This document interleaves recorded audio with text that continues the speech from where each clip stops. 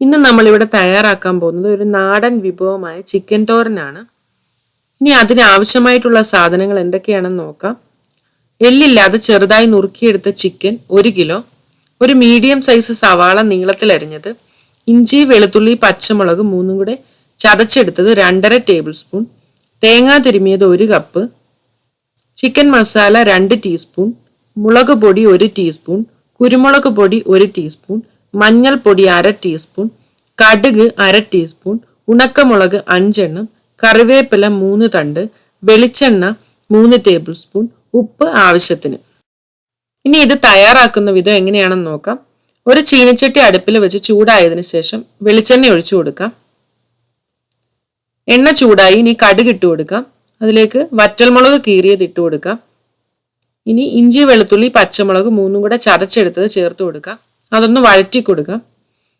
ഇത് ഒരു നാടൻ ഡിഷ് ആയത് കാരണം ചതച്ചെടുക്കുന്നതിനാണ് ഒരു ടേസ്റ്റ്. ഇനി കുറച്ച് കൂടുതൽ കറിവേപ്പില ചേർത്ത് കൊടുക്കാം. ഒന്ന് ഇളക്കാം. ഇതിലേക്ക് സവാള അരിഞ്ഞത് ചേർത്ത് കൊടുക്കാം. കൊച്ചുള്ളി ഉണ്ടെങ്കിൽ അതായാലും മതി. ഇനി ഇത് നല്ലതായിട്ട് ബ്രൗൺ ആയി കഴിഞ്ഞു. ഇനി ഇതിലേക്ക് മഞ്ഞൾപ്പൊടി ചേർക്കാം, മുളക് പൊടി, കുരുമുളക് പൊടി, ചിക്കൻ മസാല. ഇനി ഇതെല്ലാം കൂടെ ചേർത്തിട്ട് ഒന്ന് വഴറ്റിയെടുക്കാം.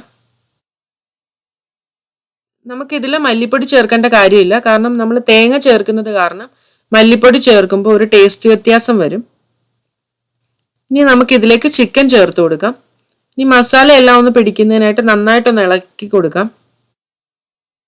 അപ്പൊ ഇത് ബോൺലെസ് ചിക്കൻ ആണ്. ഫുൾ ചിക്കൻ ആണെന്നുണ്ടെങ്കിൽ അതിലേക്ക് മഞ്ഞൾപ്പൊടി ഉപ്പും കുരുമുളക് പൊടിയും കൂടെ ചേർത്തിട്ട് ഒന്ന് കുക്ക് ചെയ്തിട്ട് അതിന്റെ എല്ല് വേർതിരിച്ചിട്ട് ഈ സെയിം ഡിഷ് അതേപോലെ വെക്കാവുന്നതാണ്.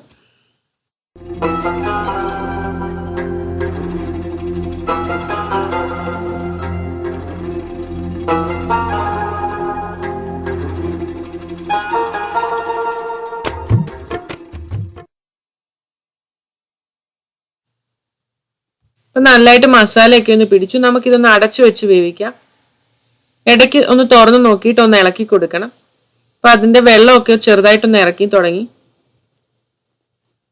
ഇതൊന്നുകൂടി ഒന്ന് അടച്ചു വെച്ച് വേവിക്കാം. തുറന്നു നോക്കാം.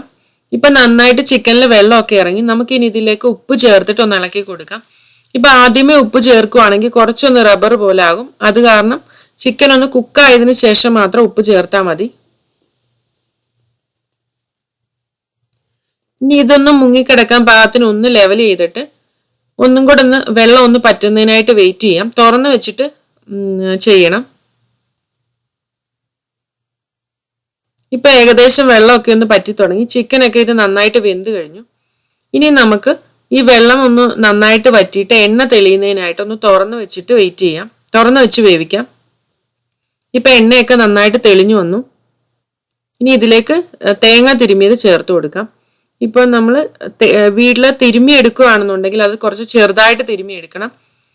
ഇല്ല നമ്മൾ ഗ്രേറ്റഡ് കോക്കനട്ട് ഒക്കെ നമ്മൾ ഫ്രോസൺ തേങ്ങയൊക്കെ വാങ്ങിക്കുകയാണെന്നുണ്ടെങ്കിൽ അത് കുറച്ചൊന്ന് നീണ്ടിരിക്കും. അതൊന്ന് ഒരു സെക്കൻഡ് ഒന്ന് ചതച്ച്, ഒരു മിക്സിയിലാണെങ്കിൽ ഒന്ന് ചതച്ചെടുക്കണം.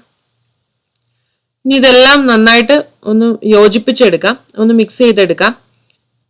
ഇപ്പൊ കുറച്ച് വെള്ളത്തിന്റെ അംശമൊക്കെ ഉണ്ട്. അപ്പൊ അതൊന്ന് ഡ്രൈ ആവുന്നതിനായിട്ട് കുറച്ചു നേരം കൂടെ ഒന്ന് വേവിച്ചെടുക്കണം. ഒന്ന് ഡ്രൈ റോസ്റ്റ് ചെയ്തെടുക്കണം. ആ വെള്ളത്തിന്റെ അംശം ഒട്ടും തന്നെ പാടില്ല. നമ്മൾ ഈ പച്ചത്തേങ്ങ ഇതേപോലെ തിരുമ്മി ചേർക്കുമ്പോൾ നമ്മൾ മല്ലിപ്പൊടി ചേർക്കുകയാണെങ്കിൽ വേറെ കറിയുടെ ടേസ്റ്റ് മൊത്തത്തിൽ ഒന്ന് ചേഞ്ച് ആവും. അതുകൊണ്ട് മല്ലിപ്പൊടി ചേർക്കണ്ട. ഇനി നമുക്ക് ഇതിലേക്ക് കുറച്ച് കറിവേപ്പിലയും വെളിച്ചെണ്ണയും കൂടെ ചേർത്ത് ഒന്നും കൂടെ ഒന്ന് ഫ്രൈ ചെയ്തെടുക്കുന്ന കൂട്ട് ചെയ്തെടുക്കണം.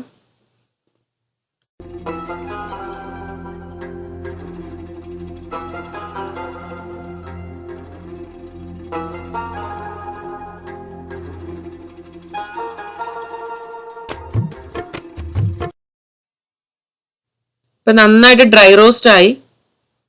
ഇതിപ്പോ സെർവ് ചെയ്യാൻ റെഡി ആയി കഴിഞ്ഞു.